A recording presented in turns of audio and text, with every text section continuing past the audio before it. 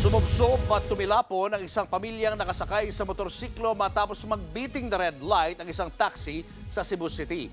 Habang sumalpok naman ang isa pang rider sa delivery van. Nasa frontline ng balitang yan si John Arawa. Alauna ng madaling araw nitong Lunes, sabay na sumulpot ang delivery van at motorsiklo sa intersection ng Barangay Santo Niño sa Cebu City. Mabilis ang pangyayari, sinalpok ng motor ang van, nagulungan pa ang paa ng rider. Habang ilang metrong nakaladkad ang motor bago huminto ang van. To the rescue ang mga residenteng nakakita. Isinugod sa ospital ang rider na nabalian ng paa. Nakakulong na ang delivery van driver na maharap sa kasong reckless imprudence resulting to physical injury. Ayon naman sa barangay, accident-prone ang intersection. Mas mabuti siguro may stoplight na dyan nakalagay kasi palaging may disgrasya dyan. Noong nakaraang Biyernes sa parehong barangay, beating the red light ang isang taxi.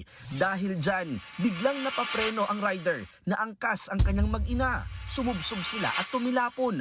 Agad namang bumangon ang rider at kinarga ang anak. Habang ang asawa niya, hindi maigalaw ang katawan. Dinala sila sa ospital at nasa maayos ng lagay. Nakakulong naman ang taxi driver na maharap sa kaukulang reklamo. Nagbabalita mula sa frontline, John Arawa, News 5. Mga kapatid, Julius Babaw po. Iba na ang may alam at may pakialam sa panahon ngayon. Para sa frontline ng mga balita, mag-follow at mag-subscribe sa social media pages ng News 5.